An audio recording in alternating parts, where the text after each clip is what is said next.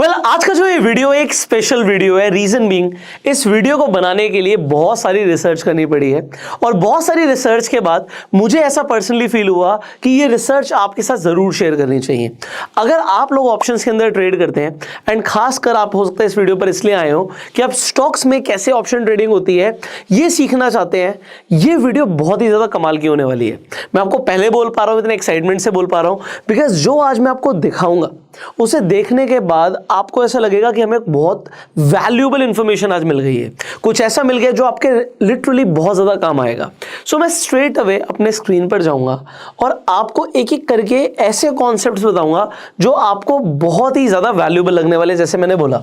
अब सबसे पहला कॉन्सेप्ट हम जो आज समझने वाले हैं दैट इज सीजनैलिटी। अब ये सीजनैलिटी क्या होता है? अच्छा, जो भी आज हम कॉन्सेप्ट समझेंगे ना, ये कॉन्सेप्ट्स आपको इंटरनेट पर बहुत ही लिमिटेड जगह पर सीखने को मिलेंगे, मतलब शायद ही कहीं इंफॉर्मेशन होगी इन सारे कॉन्सेप्ट्स के ऊपर। सो इस वीडियो को आप एंड तक देखिएगा और अगर आपको ये वीडियो अच्छी लगी, वैल्यूएबल लगी, सो इसे शेयर जरूर कीजिएगा। अब शुरू करते हैं और समझते हैं सीजनैलिटी क्या होता है। स्ट्रेट अवे स्क्रीन पर चलते हैं। देखिए, अगर हम निफ्टी की बात करें, बैंक निफ्टी की बात करें, ये हो गए इंडेक्स। इसी तरीके से अलग अलग सेक्टर्स होते हैं, अलग अलग स्टॉक्स होते हैं। तो मैंने ये खुद से भी सोचा कि ऐसे कौन से महीने हैं जिसमें निफ्टी अच्छा परफॉर्म करती है, या ऐसे कौन से मंथ्स हैं जिसमें बैंक निफ्टी अच्छा परफॉर्म करती है, मतलब बैंक निफ्टी बढ़ती है। अगर हम 10 साल, 15 साल, 20 साल का डेटा देखें तो ऐसे कौन से महीने हैं जिसमें ऑटो स्टॉक्स अच्छा चलते हैं, ऐसे कौन से महीने हैं जिसमें फार्मा स्टॉक्स अच्छे चलते हैं, या ऐसे कौन से महीने जिसमें निफ्टी ज्यादातर गिरता है या बैंक निफ्टी गिरता है। अब इसे हम सीजनैलिटी बोलते हैं। ये सीजनैलिटी, अभी मैं कॉन्ट्स ऐप के ऊपर हूं, ये एप्लीकेशन का लिंक मैं आपको डिस्क्रिप्शन और कमेंट बॉक्स में दे दूंगा। जो रिसर्च स्टेप बाय स्टेप मैं आपको दिखा रहा हूं ये आप खुद से भी कर सकते हो, तो ये खुद से प्रैक्टिस करना बहुत जरूरी है। So link is in description comment box. हम शुरू करते हैं। आप सिंपली यहाँ पे सीजनैलिटी सर्च करोगे और अभी 1 मिनट के लिए मैं प्राइस सीजनैलिटी पर आ जाता हूँ। अब प्राइस सीजनैलिटी यहाँ पे जो मैंने सर्च किया, सेम आप भी सर्च कर सकते हो। इस तरीके से आपको कुछ खुलेगा और आपको हो सकता है ना समझ आए इसका मतलब क्या है। तो यहां पर एक एक चीज मैं आपको दिखा रहा हूं क्योंकि आप कंफ्यूज हो जाओगे। इस वीडियो को आप सेव करके रख लेना। अगर आप खुद से ट्राई करो तो आप देख सकते हो कि हमने कहां पर क्लिक किया था, कहां पर गए थे, जिससे आप कंफ्यूज ना हो, क्योंकि इस ऐप के अंदर ना बहुत सारा डेटा है और इतना सारा डेटा देखने के बाद आपको ये नहीं समझ आएगा कि अभी स्पेसिफिकली मेरे काम का क्या है, तो हम वो समझेंगे। यहां पे मैंने टेबल व्यू पे क्लिक किया। अब यहां पर देखिए, यहां पे हम लुक कर रहे हैं, हम सीधा लास्ट 15 सालों का डेटा उठा लेते हैं और अब मैं ये आइडेंटिफाई करने की कोशिश करूंगा आप लोगों के सामने। ये जो ग्रीन और रेड है इसका मतलब क्या है? रेड मतलब मार्केट गिरी है, ग्रीन मतलब मार्केट बढ़ी है। डार्क ग्रीन है इसका मतलब क्या? मार्केट ज्यादा बढ़ी है। डार्क रेड है मतलब मार्केट ज्यादा गिरी है। अब 2019 तो आप हटा दीजिए, 2019-20 जो था वो एक एक्सेप्शनल ईयर्स थे। रीजन बीइंग उस टाइम पे कोविड, आपको पता ही है, हमारे सामने एक प्रॉब्लम थी। पर अब एक एवरेज देख रहे हैं 15 सालों की, तो इसमें सिर्फ कोविड नहीं आया, इसमें 15 साल आ गए। आप 20 साल भी चूज कर सकते हो। तो अब हम क्या देख रहे हैं, जो एवरेज मंथली रिटर्न्स है, जनवरी के अंदर जो निफ्टी है अच्छा परफॉर्म नहीं करता। अगर हम ओवरऑल देखेंगे तो जनवरी की रिटर्न्स नेगेटिव में है, फरवरी की रिटर्न्स -1.27% है, मतलब 1.25% निफ्टी जनरली गिरा है पिछले 15 सालों में फरवरी मंथ में। पर मार्च में अच्छा करता है, अप्रैल में अच्छा करता है, मई में अच्छा करता है, जो अभी तक हम देख रहे थे। जून में भी निफ्टी बढ़ता है, बट जुलाई में आप देखिए पिछले 15 सालों का डेटा बता रहा है कि 2.59% एवरेज निफ्टी बढ़ा है।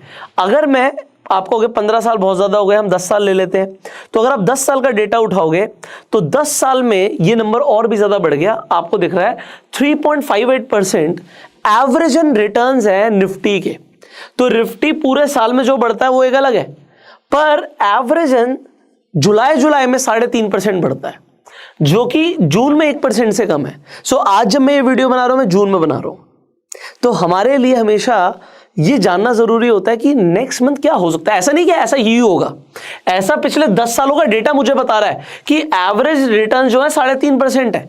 2022 में वो लगभग 9% थी, उससे पहले 0.16% थी, 2020 में 8.36% थी। अब 2019 मैंने बोला एक्सेप्शनल ईयर था, तो इसमें -6% के आसपास थी। 18 में बढ़ा, 17 में बढ़ा, 16 में बढ़ा।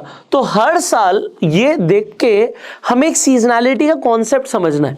सिमिलरली अगर मैं निफ्टी की बात कर रहा हूं तो इसी तरीके से आप बैंक निफ्टी भी सर्च कर सकते हो, राइट। अगर हम बैंक निफ्टी की बात करें तो आपको बैंक निफ्टी में भी दिखेगा कि जुलाई के अंदर एक्सेप्शनल रिटर्न्स है। 3.24% पूरे साल में इतना नहीं बढ़ता जितना वो जुलाई में बढ़ जाता है। तो ये जो आपके सामने सीजनैलिटी का कंसेप्ट आ रहा है, अगर आप ट्रेड कर रहे हो तो एक व्यू बनाना जरूरी होता है कि जर्नली क्या होता है। अभी होता क्या है कि इन चीजों के ऊपर होता है, हम बहुत सारी चीजें डिस्कस करते हैं, पर आज इस वीडियो में स्पेसिफिकली मैं प्राइस एक्शन की बात नहीं करने वाला, हम सिर्फ टेक्निकल्स के ऊपर बात नहीं करने वाले, हमने बहुत बात कर ली है। आज हम डेटा के ऊपर बात करेंगे, पूरी की सारी रिसर्च डेटा के ऊपर है। डेटा से हम ये आइडेंटिफाई करने की कोशिश करेंगे कि कितना पैसा बन सकता है। अगर हम 3% की बात कर रहे हैं, ठीक है, अब आप देखते हो भाई बैंक निफ्टी 44,000 पर है। 44,000 मतलब 1% ही 440 पॉइंट्स का मूव हो गया। 3% का मतलब क्या हो गया, 1000 पॉइंट से ऊपर का मूव, वो भी पॉजिटिव डायरेक्शन में। सिमिलरली आप यहां पर देख सकते हो कि भाई जनवरी और फरवरी बैंक निफ्टी के लिए इतना बढ़िया नहीं है, सितंबर में 2% जनरली गिरता है। तो ये भी आपको दिख रहा है डेटा। अब इसी तरीके से आप सेक्टर्स की एनालिसिस भी करते हो। सेक्टर जैसे कुछ लोग हैं जो स्पेसिफिकली स्टॉक्स में, क्योंकि मैंने बोला था स्टॉक्स के ऊपर हम बात करने वाले हैं, तो स्टॉक्स के अंदर अगर आपको ऑप्शंस में ट्रेड करना है तो सबसे पहले आप क्या करते हो, आप अप्रोच अलग रखते हो। पहले आप सेक्टर की एनालिसिस करते हो, फिर सेक्टर से स्टॉक की एनालिसिस करते हो। तो अगर मैं कहूं कि पूरा का पूरा सेक्टर कौन से महीने में अच्छा परफॉर्म करता है और कौन से महीने में अच्छा नहीं परफॉर्म करता, तो अगेन सेम सीजनैलिटी का कॉन्सेप्ट आएगा। ये कॉन्सेप्ट आप यहां पर देखते हो फार्मा। अब फार्मा को अगर मैं यहां पे 5 साल का डेटा ले रहा है, हम अगेन 10 साल कर देते हैं, तो हमारे पास एक बड़ा डेटा है देखने के लिए कि जनरली जो फार्मा कंपनीज हैं वो जनवरी फरवरी में अच्छा परफॉर्म नहीं करती, बट अप्रैल के अंदर 6% की एवरेज एंड रिटर्न आती है। क्या इस साल भी सिमिलर कुछ हुआ? जरा देखिए, जनवरी में अच्छा परफॉर्म नहीं करती, 2% गिर गया। फरवरी में अच्छा परसेंट नहीं करती, 4% गिर गया। मार्च में 1% के आसपास रिटर्न आती है। इस साल ये 2023 ही चल रहा है, 1.79% आया है। अप्रैल में 6% बढ़ता है, 7% बढ़ गया।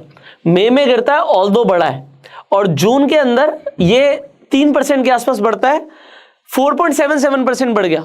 आप देखो जैसा सीजनैलिटी का कॉन्सेप्ट बता रहा है कि पिछले 10 सालों में ऐसा जनरली हुआ है, क्या उसके हिसाब से रिटर्न आई है? मुझे ये कॉन्सेप्ट लिटरली बहुत अमेजिंग लगा जब आप एक व्यू बनाने की बात करते हो। इसी तरीके से आप अलग अलग सेक्टर्स देख सकते हो। अगर हम बात करें कि भाई जुलाई में फार्मा स्टॉक्स अच्छा करते हैं, बट अगर हम पावर की बात करें तो 1.52% का रिटर्न है पिछले 10 सालों में। आप 10 साल 15 साल खुद से रिसर्च कर सकते हो, आप देख सकते हो। अगर हम रियलिटी की बात करते हैं तो यहां पर हमें दिख रहा है कि अगेन जुलाई के अंदर एक्सेप्शनल रिटर्न्स हैं, बट अगस्त और सितंबर के अंदर जो रियलिटी स्टॉक्स हैं वो गिर जाते हैं। अब इन स्टॉक्स के अंदर कौन कौन से स्टॉक्स हैं इन सेक्टर्स के अंदर, वो भी हम जस्ट बता करने वाले हैं। जैसे मैं नाम लूंगा, ओपरा रियलिटी आ जाएगा, डीएलएफ आ जाएगा। सो ये सब तो मुझे पता है, बट आपको कैसे पता लगेगा? हम स्टेप बाय स्टेप बढ़ने वाले हैं। तो ये हो गया कि हम अगेन आइडेंटिफाई कर सकते हैं टेलीकॉम चलेगा या ऑटो चलता है, या कौन सा ऑटो एएनसी जो है वो जुलाई के अंदर 5.17% रिटर्न्स देते हैं। बट ये सेक्टर जो है ऑटो एएनसी, इसके अंदर कौन कौन सी कंपनीज आती हैं? अब मैं आपको बोल सकता हूं कि एमआरएफ आता है, सीएट आता है, बट आपको खुद से आइडेंटिफाई करना है। अब आइडेंटिफाई करते हैं कि अगर हमें सेक्टर पता है तो सेक्टर के स्टॉक्स कैसे आप सर्च कर सकते हो। आप सिंपली यहाँ पे सर्च पे क्लिक करोगे एंड आप बिल्ट अप स्क्रिप्ट सर्च कर लीजिएगा। तो हम बिल्ट अप स्क्रिप्ट सिंबल पे चले गए और यहां पर जाके आप ऑल सेक्टर आपको दिख रहे हैं, तो आपको ऑटो एएनसी दिख जाएगा। आपके सामने वो सारे स्टॉक्स आ जाएंगे जो उस सेक्टर के अंदर आते हैं। अगेन अगर आपको फार्मा स्टॉक्स चाहिए तो अब फार्मा स्टॉक्स कैसे मिलेंगे आपको? आप यहाँ पे सिंपली जाके फार्मा पे क्लिक कर देंगे और फार्मा के जितने भी स्टॉक्स हैं आपके सामने आ जाएंगे। अब चलो हमें एक सीजनैलिटी का कॉन्सेप्ट समझ आया, ये हुआ एक पॉइंट। अभी हमने एक चीज समझी कि सीजनैलिटी मुझे समझ आ रहा है, बट क्या सीजनैलिटी देखते हुए पूरे फार्मा सेक्टर पे हम बेट ले सकते हैं? नहीं। तो अब हम एक एक कंसेप्ट के ऊपर आगे बढ़ने वाले हैं। तो यहां पर बहुत सारे स्टॉक्स हैं। अगर आप स्टॉक्स के ऑप्शंस में ट्रेड करने वाले हो, आपको ज्यादातर लोग स्ट्रेट अवे बोलेंगे कि स्टॉक्स के ऑप्शंस में ट्रेड मत करो। मैं भी आपको फर्स्ट पॉइंट अगर आप मेरे से पूछेंगे, अगर आप एक बिल्कुल नए और आगे मुझे बोलेंगे कि भाई क्या स्टॉक्स के ऑप्शंस में ट्रेड करना चाहिए, तो मेरा सवाल सीधा ना से पहले ये होगा कि आपको क्यों ट्रेड करना है। हो सकता है आप बोलो सर निफ्टी और बैंक निफ्टी अगर 1% बढ़ जाती है तो कितना बढ़िया मूव आता है, पर स्टॉक्स के अंदर हम देखते हैं 10%, 5%, 20% के मूव आ जाते हैं। तो अगर 20% का मूव आ गया तो अगर हम ऑप्शंस में ट्रेड करेंगे तो पता नहीं कितना पैसा बन जाएगा। तो एक आम आदमी के मन में कुछ इस तरीके की क्यूरोसिटीज होती हैं। तो मेरा काम क्या है कि आपको सब कुछ बताना, सब कुछ दिखाना। आपको लोग मना क्यों करेंगे स्टॉक्स में ट्रेड करने से, उसके दो रीजन है। एक रीजन है आईवी, जिसके बारे में बहुत ही हम लोग बात करेंगे, तो आईवी के लिए हम अभी बाद में चलते हैं। दूसरा कंसेप्ट आता है लिक्विडिटी।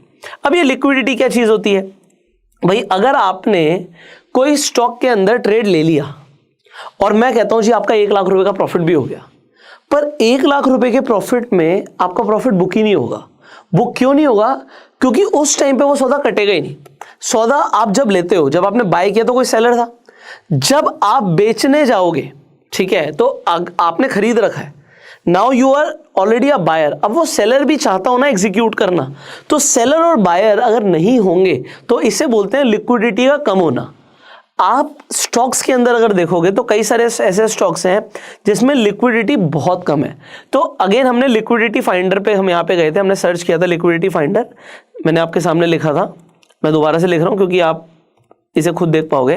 तो लिक्विडिटी फाइंडर पे जैसे आप क्लिक करोगे सेम ऐसी स्क्रीन आ जाएगी। अब हमें ऐसे स्टॉक्स चाहिए जिसमें कम से कम 4 स्टार रेटिंग हो। अब ये 4 स्टार क्या है? देखो, कॉल और पुट की रेटिंग अलग अलग भी हो सकती है। तो अगर आप बंधन बैंक में ट्रेड करना चाहते हो तो यहाँ पे पुट की रेटिंग है 4 और कॉल की रेटिंग है 5।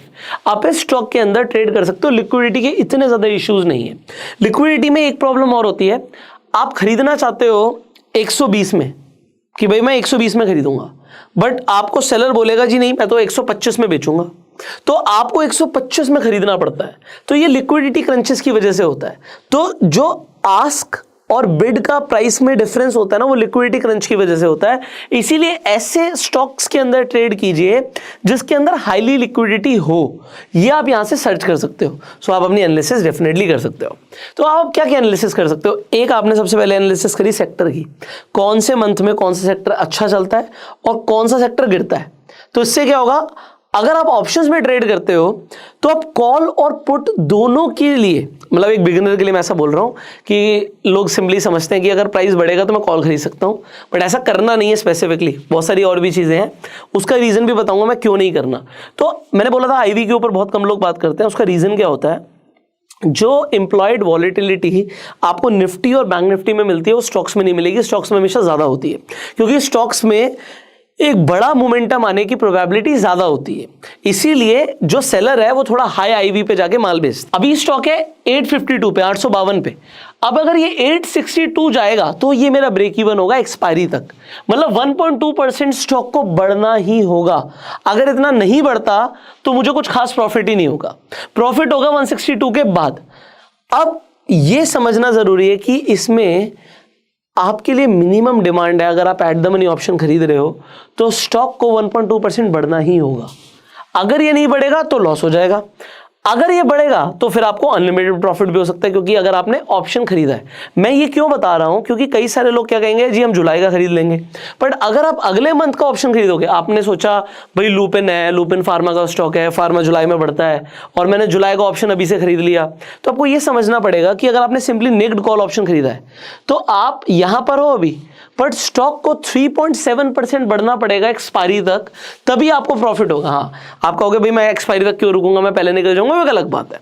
पर आपको आपका ब्रेक इवन पता होना चाहिए कि जो सेलर है वो आज से ही 3.7% के मूव को कवर करके चल रहा है। सो ऑप्शंस में ट्रेड करना, खासकर स्टॉक्स के ऑप्शन में ट्रेड करना लोगों को बहुत आसान लगता है, ल्यूक्रेटिव लगता है, बड़े प्रॉफिट्स दिखते हैं, पर आपको ये सारी चीज समझनी जरूरी है कि जो सेलर है वो पहले ही दिन से प्रोटेक्टेड है 3.7% के मूव के लिए। और आपका अगर फार्मा 4% एवरेज इन रिटर्न देता है या आपका लुपिन 4% एवरेज इन रिटर्न देता है, तो एक्सपायरी तक आप शायद बहुत बड़ा ना कमाए। हाँ, अगर आपको 1-2-3 दिन में बड़ा मूव मिल गया then you can make big money. अब आपका सवाल आएगा कि अगर 1-2-3 दिन में मूव बड़ा मिल जाए तो बड़ा पैसा बन सकता है, तो वो कैसे आइडेंटिफाई हो सकता है? ये हो सकता है, इसके लिए एक और कॉन्सेप्ट समझना पड़ेगा। सो देयर आर 2 कॉन्सेप्ट्स, एक नहीं है 2 हैं। सो एक कॉन्सेप्ट को हम बोलेंगे यहां पे ट्रिगर और दूसरे कॉन्सेप्ट को हम बोलेंगे ट्रैप। अब ट्रिगर से समझ आ रहा है कि यार ट्रिगर हो रहा है, यहां से एक ट्रैप क्रिएट हो सकता है अभी भी ना समझ आया हो तो इसे, अब ये थोड़ा एडवांस है, इसे समझते हैं। तो हम एक चीज समझते हैं कि निफ्टी के लिए 19,000 ब्रेक करना मुश्किल है, ऐसे ही बोल दिया आपने। बिल्कुल आज के दिन मैं वीडियो बना रहा हूं जहां पे निफ्टी 18,800 से भी नीचे है, तो अभी मुझे या आप बोलोगे सीधा 19,000 का एक लेवल पार करना मुश्किल है। आपने क्यों बोला ऐसा? या अगर आप मुझे बोलते हो कि निफ्टी के लिए भी 18,500 का लेवल नीचे के लिए तोड़ना मुश्किल है, तो आप ऐसा क्यों बोलते हो? क्योंकि आप वहां पर जाके ओपन इंटरेस्ट चेक करते हो, ओआई देखते हो और आपको दिखता है यार एक बहुत बड़ी ओआई खड़ी है। ओआई खड़ी है मतलब राइटर खड़े हैं। ऊपर की तरफ कौन होता है? ऊपर की तरफ होता है कॉल राइटर। यहां पे कॉल राइटर खड़ा है, यहां पे पुट राइटर खड़ा है। अगर इसके बीच में मार्केट रहती है तो ये दोनों पैसा बनाएंगे। अब ट्रिगर का मतलब क्या होता है? कभी तो ऐसा होता होगा ना, हम बोलते हैं कि बायर की इंट्रिंसिक प्रोबेबिलिटी कम होती है जीतने की। इसका मतलब है जो बायर है वो 33% टाइम ही पैसा बनाएगा और जो सेलर है उसके लिए इंट्रिंसिक प्रोबेबिलिटी है 67% पैसा बनाने की। बट बायर पैसा, बड़ा पैसा तब बनाएगा जब सेलर का नुकसान होगा। अब सेलर का नुकसान कब होगा? जब प्राइस इसे ब्रेक करेगा या फिर प्राइस यहां से टूटेगा। तो जो बड़े मूव लोग मार्केट में कैप्चर कर रहे हैं, जो बायर्स है, स्पेशली कई सारे लोग हैं जो सिर्फ बाइंग करते हैं। आपने सुना होगा मोमेंटम ट्रेडिंग करते हैं। जो बाइंग कर रहे हैं, मोमेंटम ट्रेडिंग कर रहे हैं, वो ऐसे मूवमेंट्स का फायदा उठाना चाहते हैं जहां पे एक बड़ा मूव है। तो अब हम क्या बोलेंगे, अगर मैक्सिमम ओआई 19,000 पर है और ये क्रॉस हो रहा है तो सेलर कब डरेगा? सेलर जब डरेगा तभी वो अपनी पोजीशन को अनवाइंड करेगा। जैसे हम बोलते हैं भैया कॉल राइटर्स भाग रहे हैं या अनवाइंडिंग होनी शुरू हो गई है, तो अनवाइंडिंग उसके लिए क्या होगा? उसका भी एक ब्रेक इवन होगा। तो हो सकता है वो 19,050 तक कुछ ना करे, बट जैसे ही प्राइस 19,060-70 जाना शुरू कर दे तो वो अनवाइंडिंग शुरू कर दे। वो करेगा भी क्योंकि उसका लॉस होना शुरू हो जाएगा और सेलर अपना लॉस नहीं चाहता। तो जैसे ही वो अपनी पोजीशन अनवाइंड करना शुरू करेगा तो यहां से प्राइस ऊपर भागेगा। अब प्राइस, एक तो रीजन हो गया ऊपर भागने का ये, दूसरा रीजन क्या है? यहां पे मोमेंटम ट्रेडर घुस जाते हैं जिन्हें हम ब्रेकआउट ट्रेडर्स बोलते हैं ना। ब्रेकआउट ट्रेडर ऐसे नहीं घुसते, वो 19,000 पे नहीं घुसते, वो वेट करते हैं। वो कहते हैं 19,000 से भी ऊपर जाने दो। जब 19,000 से भी ऊपर जाएगा और प्राइस वहां पे सस्टेन करेगा, प्राइस ब्रेकआउट देगा, थोड़ा सा नीचे आएगा और यहां से जब ये ऊपर जाएगा तो हम ट्रेड लेंगे। इन्हें बोलते हैं ब्रेकआउट ट्रेडर्स। तो मोमेंटम ट्रेडर भी एंटर कर जाते हैं और प्राइस यहां से शूट अप कर जाता है और जो बायर है वो अपने हाथ सेक के निकल जाता है, क्योंकि इतने में उसे जो बड़ा मूव चाहिए था वो 100, 150, 200, 300 पॉइंट का, एग्जांपल निफ्टी का है ये। इसी तरीके से बैंक निफ्टी में एक बड़ा 500 पॉइंट का मूव चाहिए था, वो इस तरीके से बन जाता है। जब यहां पे नीचे पुट राइटर का नुकसान हो रहा होता है, प्राइस 18,500 तक पहुंचा, कोई दिक्कत नहीं है पुट राइटर को। बट जब ये 18,440 गया तो अब ये अपनी पोजीशन अनवाइंड करना शुरू करेंगे, प्राइस और नीचे जाएगा और यहां पे फिर ब्रेकडाउन ट्रेडर्स घुस जाएंगे। तो ये प्राइस को ले आएंगे मान लीजिए 18,200 और यहां पर जो ब्रेकडाउन को ट्रेड करने आए थे वो उन्होंने पैसा बनाया। अब ये सब हमें कैसे पता लगेगा? सो देयर आर कॉन्सेप्ट्स जिसे आप यूज कर सकते हो। तो अभी मैं एक सॉफ्टवेयर बेसिकली इसलिए यूज कर रहा हूं क्योंकि ये सॉफ्टवेयर मैं खुद भी यूज करता हूं। तो डेफिनेटली आप लोगों के लिए भी एक सजेशन है कि आप भी सॉफ्टवेयर को यूज कर सकते हैं इफ यू वांट टू, अगर आपको ये वैल्यूएबल लगे। सो यहां पर अभी मैंने सेंसिबल खोला हुआ है। सो सेंसिबल का भी आपको लिंक डिस्क्रिप्शन कमेंट बॉक्स में मिल जाएगा। ये वो सॉफ्टवेयर है जो मैं पर्सनली यूज करता हूं। एंड सिमिलरली हम कॉन्ट्स ऐप पर जाते हैं और कॉन्ट्स ऐप पर ये एग्जैक्टली आपको मिल जाएगा, इसलिए मैं आपको यहां पर दिखा रहा हूं। तो आप सिंपली ट्रिगर पर जाओगे। अभी मैं बैंक निफ्टी के एग्जांपल इसलिए दे रहा था क्योंकि लोग इसे समझते हैं, बट जो स्टॉक्स में ट्रेड करना चाहते हैं भाई कॉन्सेप्ट तो सेम है, वहां पर भी ओआई है। तो ओआई में अब एक नया कंसेप्ट आपको देता हूं। ये मैंने ट्रिगर खोल दिया। आप कहोगे भाई ये क्या चीज है, नहीं समझ आ रही। हो सकता है एक बार में नहीं समझ आ रही, कोई जल्दी नहीं है, इसे समझते हैं। आप यहां पे सिंपली कॉल डिफरेंस पर क्लिक कर दीजिए। ओके, तो जैसे हमने कॉल डिफरेंस पर क्लिक किया तो अब ये कमाल की चीज है। अब ये कमाल की चीज क्या है, हम यहां पर आ जाएंगे जहां पे माइनस में नहीं है, यहां पे 0.27 0.1% का डिफरेंस है, 0.31% का डिफरेंस है। What does this mean? इसका मतलब क्या है? अगर मैं आईटीसी की एग्जांपल लेता हूं, यहां पर आईटीसी अभी चल रहा है 448.6 पे, 0.6 भी यहां पे इंपॉर्टेंट है। अब इसका जो ऊपर कॉल राइटर बैठा हुआ है, जहां पर मैक्सिमम ओपन इंटरेस्ट है, वो है 450 पे, और ये 450 जो है ये सिर्फ 0.31% दूर है अभी इसके प्राइस से। तो अगर प्राइस ने इसे तोड़ दिया यहां पर, तो एक बड़ा मूव आईटीसी में एक्सपेक्ट हो सकता है। दिस इज समथिंग कॉल्ड कि यहां से एक बड़ा मूव ट्रिगर हो सकता है। सिमिलरली जहां पर आपको माइनस में देखना है, मैं पहले माइनस में क्यों नहीं आया था, क्योंकि इससे ऊपर प्राइस ऑलरेडी निकल चुका है। एग्जांपल निफ्टी लीजिए, ये फ्यूचर का प्राइस है, तो मैं इंपॉर्टेंट बता रहा हूं, फ्यूचर का प्राइस है। तो फ्यूचर का प्राइस 18,835 चल रहा है, बट उसका मैक्सिमम हुआ कहां पर था? 18,800 पर था, तो उससे ऑलरेडी ऊपर निकल चुका है। मतलब यहां से एक बड़ा मूव ट्रिगर हो सकता है। अब ट्रिगर हुआ है, तो ट्रिगर के बाद नेक्स्ट चीज होती है ट्रैप। अब ट्रैप क्या है कि अगर कॉल राइटर ट्रैप हो जाएंगे तभी बड़ा मूव आएगा। तो ट्रिगर यहां से आपको ट्रिगर बता रहा है कि ट्रिगर हो सकता है, ट्रिगर हुआ है। पर अब हम आ जाते हैं ट्रैप पे, इसे भी आप सर्च कर सकते हो। सो सिंपली आप ट्रैप सर्च कीजिएगा, ट्रैप इंडिकेटर, तो यहां पे एक आपको इस तरीके का यूज दिखेगा। अब ये जो दिख रहा है ये बहुत बहुत कमाल की चीज है। ये बहुत कमाल की चीज है इसलिए क्योंकि ट्रैप से आप बड़े मूव कैप्चर करने वाले हो। मैं आपको दिखाता हूं। अगर आप सिंपली यहां पे रिटर्न्स पे जाओगे, पहले माइनस में रिटर्न्स है, मैं उसके ऊपर भी बात करूंगा। यहां पे प्लस में रिटर्न्स देखो। अब एग्जाम्पल, ये एक आईटी स्टॉक है डिक्सन। आईटी सीजनैलिटी चेक करना आप खुद, सीजनैलिटी में आईटी जून जुलाई में कैसा परफॉर्म करता है, ठीक है। यहां पर 19 मई को एक सिग्नल आया कि इसके अंदर एक ट्रैप हुआ है। ट्रिगर हुआ होगा, फिर ट्रैप हुआ होगा, और ट्रैप हुए हैं कॉल राइटर्स। अगर कॉल राइटर ट्रैप हुए तो प्राइस को कहां जाना है? ऊपर जाना है। प्राइस 46.21% ऊपर चला गया, और ये सारे स्टॉक्स एफएनओ के स्टॉक्स हैं, मतलब जिसके अंदर आप ऑप्शंस में ट्रेड कर सकते हो। सो आप लिक्विडिटी भी चेक कर सकते हो। डिक्सन की एग्जांपल लिक्विडिटी कैसी है, तो ये मैं आपको दिखा रहा हूं। 46% का मूव, ये मूव आया। अब यहां पर आप HAL देख रहे हो, L&T फाइनेंस देख रहे हो, रेड में क्यों? रेड का मतलब है कि ये बैन हो गए हैं एफएनओ के अंदर। ओके, बैन हो गए। बैन का मतलब ये होता है अगर आपके पास पोजीशन है तो आप ट्रेड कर सकते हो, बट आप नई पोजीशन नहीं ले सकते। अब आप नई पोजीशन क्यों नहीं ले सकते? एग्जांपल, आप ये स्टॉक्स जो देख रहे हो जो बैन हुए हैं, इनका जो फ्री फ्लोट है ना मार्केट में, मान लीजिए 100 रुपए का है, और इनकी एफएनओ के अंदर ही 95 की या कुछ एक सर्टेन लिमिट 90-95% की पोजीशंस बन गई हैं। तो एफएनओ के अंदर बहुत ज्यादा ट्रेडिंग हो रही है, जितना उसका स्टॉक्स का ही फ्री फ्लोट है मार्केट में, तो इसलिए बैन हो जाता है। बट जैसे जैसे एफएनओ की पोजीशंस कम होती हैं, 80% और लेस देन 80% आ जाएंगी, तो दोबारा से ये बैन हट जाएगा। तो कोई इतनी ज्यादा प्रॉब्लम नहीं है। बट समझने की बात है कि इस स्टॉक में जब ये मूव ट्रिगर हुआ उसके बाद वो 19% ऊपर चला गया। तो 19% स्टॉक के अंदर अगर मूव आ जाए तो अच्छा पैसा बन सकता है। सिमिलरली यहां पे एक पुट राइडर ट्रैप आया IEX के अंदर, 14% की positive return. Put writer trap मतलब प्राइस गिरेगा। तो एग्जांपल इसने बताया था 148 में प्राइस का सिग्नल आया था, और वहां से 126.75 पे प्राइस पहुंच गया। तो ये रिटर्न्स हैं। अब अगर आप इसके ज्यादातर सिग्नल समझोगे, मैं नहीं कह रहा इसके सिग्नल समझो और ट्रेड ले लो जाके, ऐसा नहीं है, आपको बहुत सारी चीजें और भी समझनी है।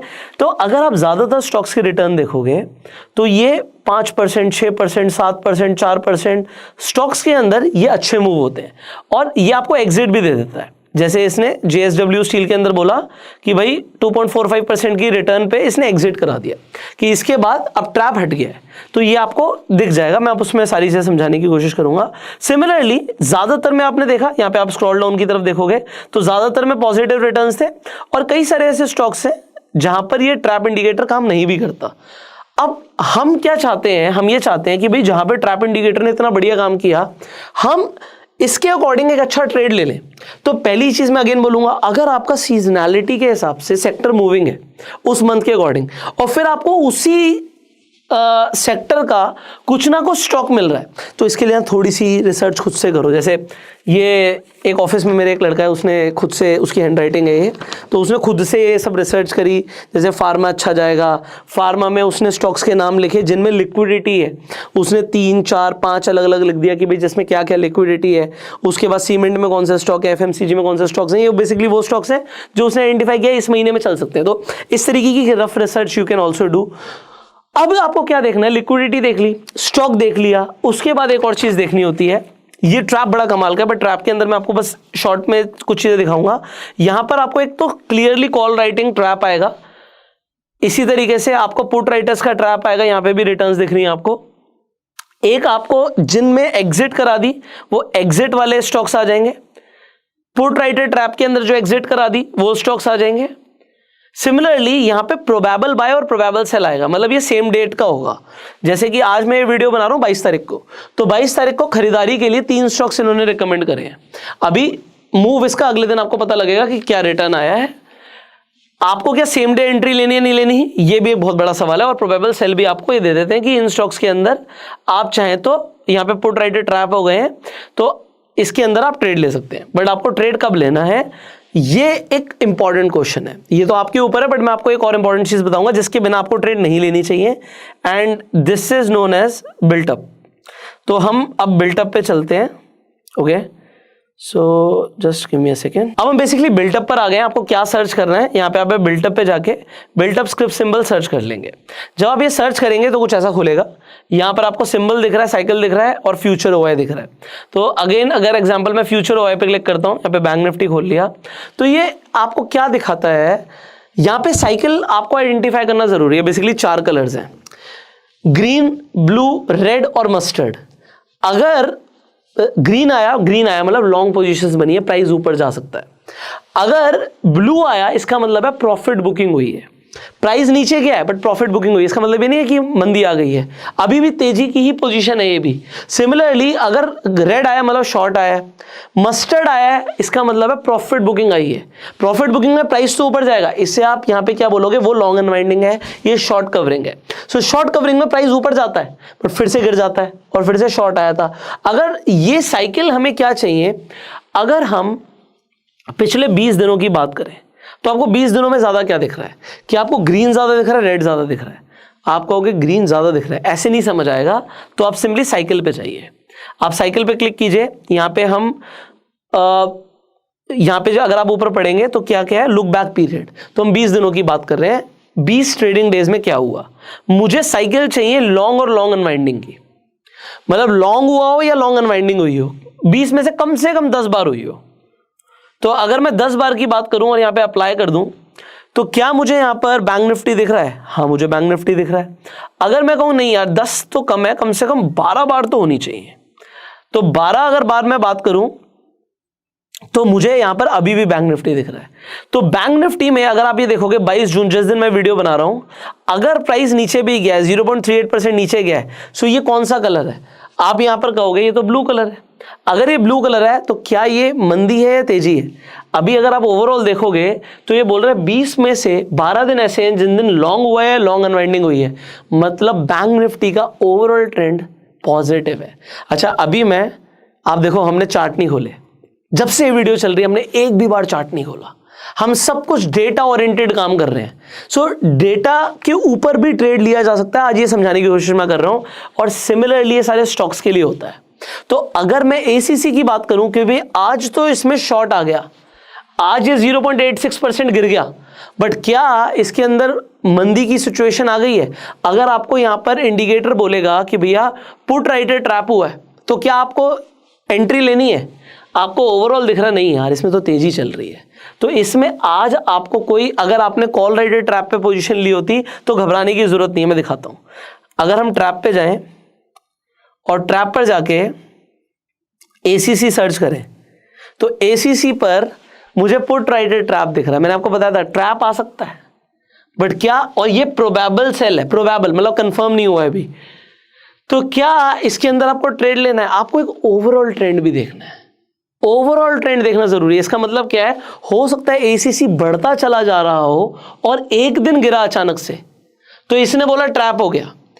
अगर इसने बोला भी है ट्रैप हो गया तो भी आप थोड़ा सा संभल के चल सकते हो। आप देख सकते हो चार्ट को और आप देख सकते हो बिल्टअप को। अगेन अब शायद ये वीडियो थोड़ी सी लंबी हो रही है, आज के लिए इतना काफ़ी है, मैंने आपको आज बहुत कुछ बताया है। सो अगर आप स्टॉक ऑप्शंस में ट्रेड करना चाहते हो तो मैं एक बार रिवाइज करा देता हूं आज हमने क्या क्या समझा है। हमने सबसे पहले बात करी थी एक कंसेप्ट की, ब्यूटीफुल कॉन्सेप्ट की, विच इज सीजनैलिटी। सीजनैलिटी के बाद हमने बात करी थी कि आप स्टॉक्स को आइडेंटिफाई कर सकते हो, बट अगर आप स्टॉक्स के ऑप्शंस में ट्रेड करना चाहते हो तो आप लिक्विडिटी को जरूर चेक कीजिएगा। फिर हमने बात करी थी, मैंने आपको सेंसिबल पर जाकर दिखाया था कि अगर आप ट्रेड करते भी हो तो आप सिर्फ नेक ट्रेड करोगे तो हो सकता है आपको कभी बहुत अच्छा पैसा मिल जाए अगर जल्दी मूव आ गया, बट अगर आप लास्ट तक रुके रहते हो, क्योंकि स्टॉक ऑप्शंस के अंदर मंथली एक्सपायरीज होती हैं, तो पहले से ही जो सेलर है प्रोटेक्टेड चलता है। आपको पता होना चाहिए आपका ब्रेक इवन क्या है, ये इंपॉर्टेंट है, so that you won't lose money. तो इसलिए मैंने टाइम लिया और आपको समझाने की कोशिश करी। फिर हमने आपको बताया कि ट्रिगर कंसेप्ट क्या होता है, और फिर मैंने आपको ट्रैप का कॉन्सेप्ट बताया, और मैंने फिर आपको ट्रैप के रिटर्न्स भी दिखाए कि अगर आपने ट्रैप में एक बढ़िया मोमेंटम, एक बढ़िया स्टॉक पकड़ लिया तो कितना बड़ा मूव दे सकता है। अगर कभी निफ्टी, बैंक निफ्टी, फिन निफ्टी में भी ट्रैप बनेगा तो ये ट्रैप इंडिकेटर आपको उसमें भी इंडिकेशन दे देगा, और अगर उसमें इंडिकेशन आएगा so you can be ready कि बड़े मूव आ सकता है। अब अगर आप ऑप्शंस में ट्रेड करना चाहते हो स्टॉक्स के, तो वो लिक्विडिटी चेक कीजिएगा, और उसके बाद मेरी सजेशन रहेगी कि स्टार्टिंग में आप क्रेडिट स्प्रेड के साथ आगे बढ़िएगा। आप क्रेडिट स्प्रेड्स क्या हो सकते हैं कि आप बुल के साथ पुट का स्प्रेड बनाइए या बियर के साथ कॉल का स्प्रेड बनाइए। आरओआई भी अच्छा आता है और आपको थीटा के साथ डिसएडवांटेज नहीं होगा, ठीक है। और आईवी भी आपके फेवर में रहेगी क्योंकि आईवी पहले से ही स्टॉक ऑप्शंस में थोड़ी सी ज्यादा होती है। तो ये सब हो सकता है एक बिगिनर के लिए, हो सकता है थोड़ी सी ज्यादा बात हो गई हो सकता है आपको लगे कि भाई हम थोड़ी एडवांस चीज़ों की बात कर रहे हैं, बट जो लोग स्पेसिफिकली इस वीडियो पर आए थे कुछ अच्छा सीखने के लिए, कुछ वैल्यूएबल सीखने के लिए, सो मेरी तरफ से एफर्ट्स रहे हैं कि आपको आज इस वीडियो से वैल्यूएबल इन्फॉर्मेशन मिली होगी। अगर आपको लगता है कि इस वीडियो से आपको वैल्यूएबल इन्फॉर्मेशन मिली है, सो इस वीडियो को शेयर जरूर कीजिएगा, एंड जिस भी फ्रेंड को आप शेयर करेंगे उसे जरूर बताइएगा कि इस वीडियो को क्यों देखना है। अगेन, अगर आप स्टॉक मार्केट में इन्वेस्ट करना चाहते हैं, ट्रेड करना चाहते हैं, फ्री में जाके अपने डीमेट अकाउंट खुलवा सकते हैं, लिंक आपको डिस्क्रिप्शन कमेंट बॉक्स में मिल जाएंगे। हम आपसे मिलेंगे अगली वीडियो में, तब तक के लिए you can subscribe this channel, click on the bell icon and go self made.